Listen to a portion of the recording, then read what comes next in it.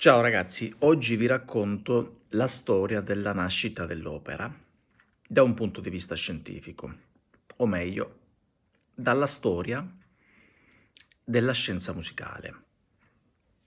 Quindi sappiamo tutti che l'opera nasce, l'opera l'opera lirica, poi o recitativo, melodramma, insomma, tutti i nomi che ha preso, e nel 1600 dalla famosa Camerata de' Bardi o Camerata Fiorentina, dove si riunivano questi intellettuali che erano musicisti, scienziati, filosofi e insomma si discuteva dell'arte, soprattutto dell'arte musicale, perché alcune cose non gli andavano a genio. Però tanti dimenticano una cosa fondamentale. Chi ha fatto veramente l'opera sono stati veramente degli scienziati ed in particolare fu Vincenzo Galilei. Ora vi spiego. Innanzitutto Vincenzo Galilei è il padre di Galileo Galilei, che era un liutista, un teorico musicale che aveva studiato presso la lezione da Zarlino, un altro teorico musicale. Cosa succedeva in quegli anni? Il problema era questo: la musica stava diventando troppo tecnica, quindi stava nascendo il contrappunto, quindi c'era l'intreccio di molte più voci, quindi della famosa polifonia. Beh, ora voi sapete che quando in una band si fanno i cori, io sono musicista e sono anche un divulgatore, sono Renato Caruso, comunque se volete vedere quello che faccio nella vita, faccio seminari, divulgazioni, suono, concerti, renatocaruso.it. Quello che è successo, stavo dicendo che c'era l'arte della polifonia, del contrappunto, però tutto questo portava ad un intreccio di voci dove non si capiva più niente, perché finché è una, due, tre voci, tipo nelle band, voi sapete, c'è chi fa la terza, chi la quinta, chi fa il coro, chi fa... ma no, è una cosa normale. Però c'è sempre la voce predominante, c'è sempre il cantante che espone la melodia, il testo, come succedeva nell'opera nel 1600, infatti la canzone comunque deriva dall'opera. Lì il problema era che c'erano molti strumenti che facevano troppe parti, quindi non si capiva niente, il problema era questo. A un certo punto, nella camerata di Fiorentina si discute proprio di questo problema. Dobbiamo fare in modo che la musica diventi arte e per diventare arte dobbiamo tornare alla tragedia greca. Perché tutto questo? Perché diciamo c'è stato un periodo di circa da Pitagora a Galilei, quindi per circa 2000 anni, che la musica non era vista come una vera e propria arte. Si suonava, si facevano intrattenimenti, si suonava a corte, si faceva insomma, tutto quello che si doveva fare, però il problema era che era vista come una scienza della musica che faceva parte del quadrivio, quello definito da Boezio nel 1500, cioè faceva parte delle 4 discipline: aritmetica, geometria, musica e astronomia. Ora, queste arti erano definite scienza, la scienza dei numeri, la teoria dei numeri, cioè studiavano il rapporto tra i numeri, non i calcoli come facciamo noi, ma il rapporto, le proporzioni, piuttosto che come si comporta questo su questo. C'era anche la numerologia che parlava proprio del significato mistico che c'è dietro un numero. Quindi la musica era fatta per studiare i rapporti numerici, la teoria dei numeri.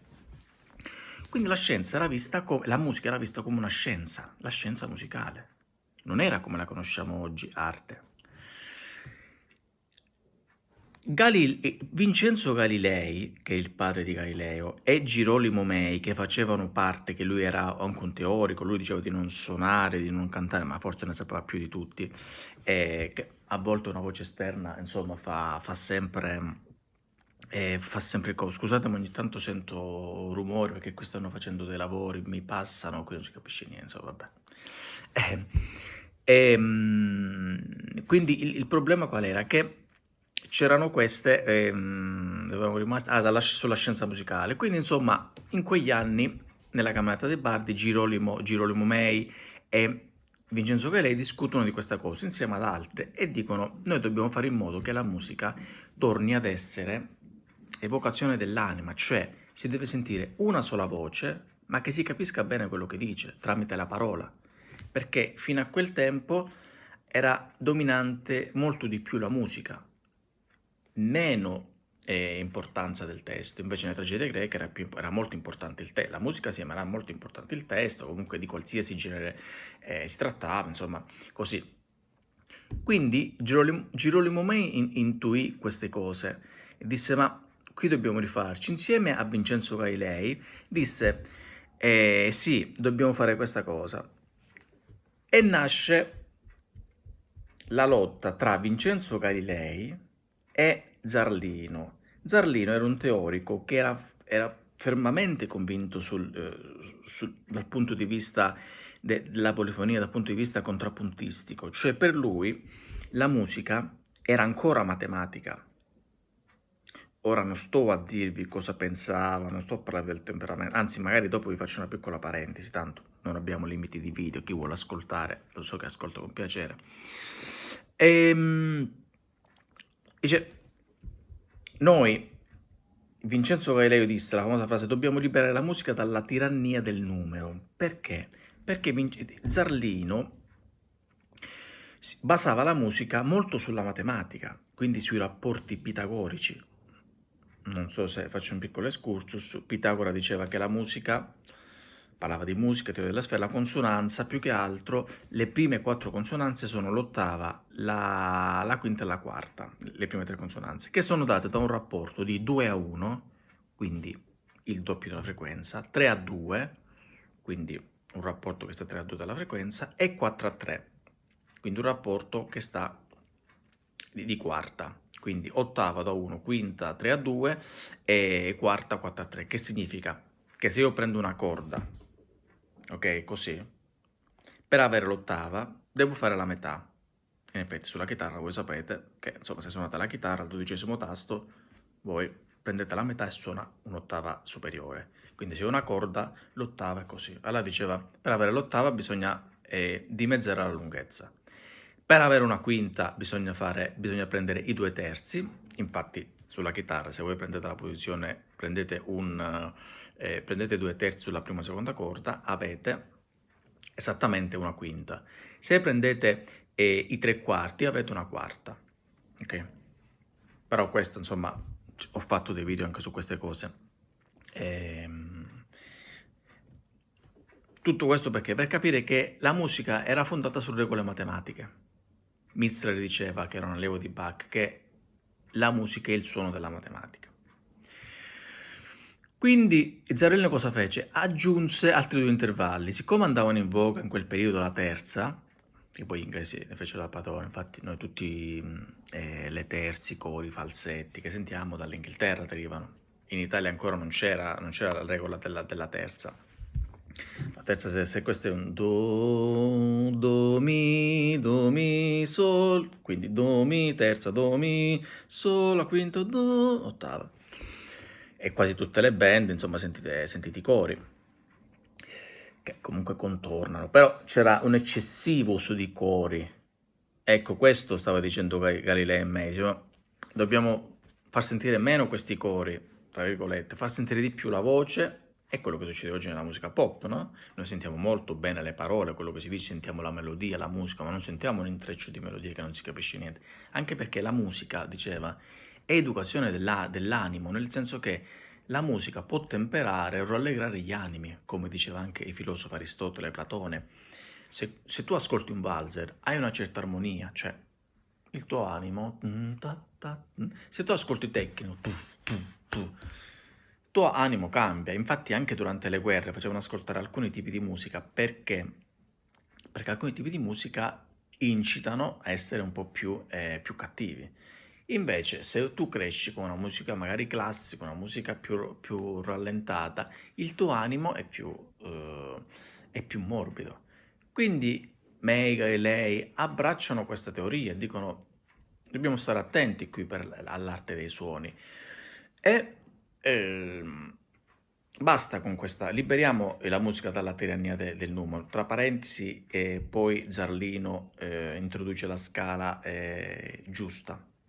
Quindi insieme agli intervalli 2,1, 3,2, 4,3 di Pitagora aggiunge il 5,4 e il 6,5, sempre rapporti, per far capire che dobbiamo aggiungere anche le terze e le seste.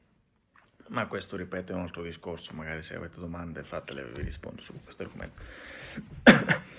Quindi fecero questa battaglia e il primo libro che la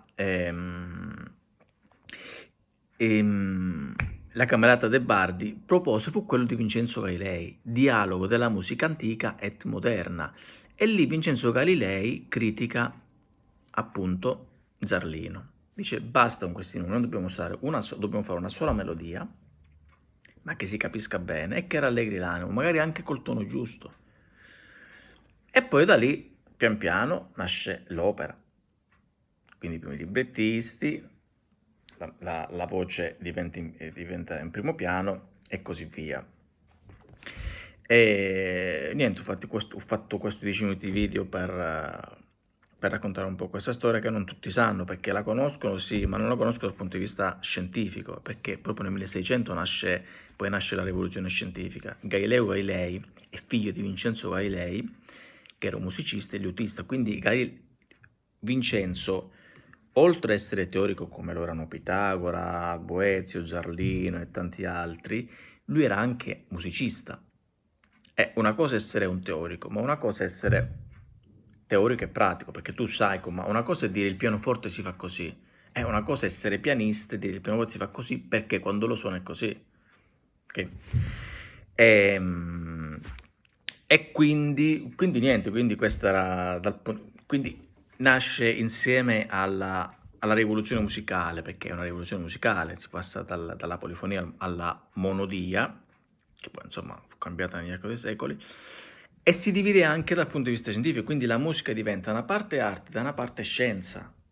Poi infatti viene studiata l'onda, vengono fatti i diversi teoremi, cioè ci sono proprio scienziati, ma non sono anche frati, padri, filosofi che si interessano a questa cosa, tipo Mersenne, Bernoulli, parlano poi della Helmholtz, insomma, poi si parla della scienza musicale, insomma si divide quella arte e scienza, che trova sempre un certo connubio. Poi ci sono tanti matematici che divennero compositori o il contrario. Per esempio io sono entrambi, nel senso io sono laureato in informatica, diplomato in conservatorio e laureato anche in informatica musicale, insomma ho unito queste due discipline. E quindi lì c'è stata la rivoluzione e poi c'è stata anche la rivoluzione scientifica, perché con Galileo Galilei c'è la rivoluzione scientifica, cioè, nel senso la rivoluzione, vi ricordate, dove si fanno gli esperimenti, cioè diceva basta, non ascoltiamo Aristotele, che sì, ha detto delle cose pur vere, però non sperimentava proprio tutto. Cioè, se io lancio una cosa, va giù, ok, c'è la forza di gravità, però non perché hanno peso differente, ma perché c'è l'attrito con l'aria. Quindi rivoluzione musicale pari alla rivoluzione scientifica. E Galileo prende queste cose, cioè il fatto di fare esperimenti, dal padre che era un liutista e faceva esperimenti con le corde, allunga la corda, prendi la corda, tira questo, fai qui, prova, vediamo qui com'è la consonanza, così. Quindi c'è sempre nel DNA qualcuno che non sempre, però insomma in quel caso Vincenzo Galilei è stato un influencer per Galileo Galilei e basta. Quindi questo era un piccolo excursus sulla storia dell'opera dal punto di vista scientifico-musicale, diciamo anche sociologico, perché se vogliamo lì la società cambiò radicalmente nel 1600. Quindi basta, se volete sapere altro fatemi domande, fate quello che volete e se so rispondo, se non so non rispondo. Ciao ragazzi.